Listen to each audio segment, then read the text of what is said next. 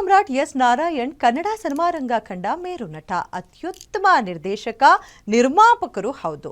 ವಿಭಿನ್ನ ಮ್ಯಾನರಿಸಂನಿಂದಲೇ ಗುರುತಿಸಿಕೊಂಡಿರುವಂತಹ ಎಸ್ ನಾರಾಯಣ್ ಖಾಸಗಿ ಜೀವನದಲ್ಲಿ ದೊಡ್ಡ ಬಿರುಗಾಳಿಯೇ ಎದ್ದಂತೆ ಕಾಣ್ತಿದೆ.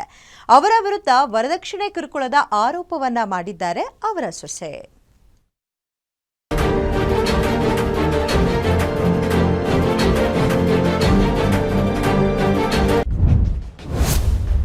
ಎಸ್ ನಾರಾಯಣ್ ಮೇಲೆ ಜ್ಞಾನಭಾರತಿ ಪೊಲೀಸ್ ಠಾಣೆಯಲ್ಲಿ ಎಫ್ಐಆರ್. ಸೊಸೆಗೆ ನಿಜಕ್ಕೂ ವರದಕ್ಷಿಣೆ ಕಿರುಕುಳ ನೀಡಿದ್ರ ಖ್ಯಾತ ನಿರ್ಮಾಪಕ. ಕನ್ನಡ ಚಿತ್ರರಂಗ ಕೆಲವೊಂದು ಚಿತ್ರವನ್ನ ಮರೆಯೋದಕ್ಕೆ ಆಗೋದಿಲ್ಲ.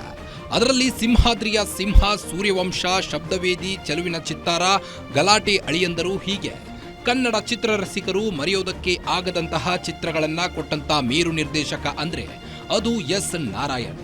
ಹೌದು, ಇಂತಹ ನಿರ್ದೇಶಕನ ಮೇಲೆ ಇದೀಗ ವರದಕ್ಷಿಣೆ ಕಿರುಕುಳ ಆರೋಪವೊಂದು ಬಂದಿದ್ದು, ಸ್ವತಃ ಎಸ್ ನಾರಾಯಣ್ರ ಎರಡನೇ ಮಗನ ಹೆಂಡತಿ ಪವಿತ್ರ ನ್ಯಾಯಕ್ಕಾಗಿ ಪೊಲೀಸ್ ಠಾಣೆ ಮೆಟ್ಟಿಲೇರಿದ್ದಾರೆ. ಇದರಿಂದ ನಿರ್ದೇಶಕ ಎಸ್ ನಾರಾಯಣ್ ವಿರುದ್ಧ ಎಫ್ಐಆರ್ ದಾಖಲಾಗಿದೆ. ಎಸ್ ನಾರಾಯಣ್ ತಮ್ಮ ಸೊಸೆಗೆ ವರದಕ್ಷಿಣೆ ಕಿರುಕುಳ ನೀಡಿದ ಆರೋಪದಡಿ A2 ಆರೋಪಿಯಾಗಿದ್ದಾರೆ.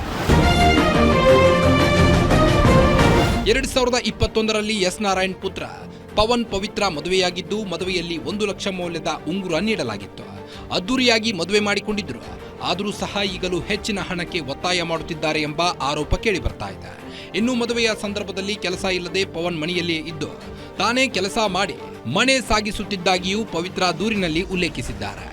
ಕಲಾ ಸಾಮ್ರಾಟ ಟೀಮ್ ಅಕಾಡೆಮಿ ಎಂಬ ಫಿಲ್ಮ್ ಇನ್ಸ್ಟಿಟ್ಯೂಟ್ ಪ್ರಾರಂಭ ಮಾಡೋದಕ್ಕೆ ಪವನ್ ಪವಿತ್ರ ಬಳಿ ಹಣವನ್ನ ಪಡೆದುಕೊಂಡಿದ್ರು. ಈ ವೇಳೆ ಪವಿತ್ರ ತಮ್ಮ ತಾಯಿಯ ಒಡವೆ ಕೊಟ್ಟಿದ್ರು ಎನ್ನಲಾಗಿದೆ. ಇನ್ನು ಬಿಸ್ನೆಸ್ ಲಾಸ್ ಆಗಿದ್ದರಿಂದ ಸಾಮ್ರಾಟ್ ಅಕಾಡೆಮಿ ಕ್ಲೋಸ್ ಮಾಡಲಾಗಿತ್ತು.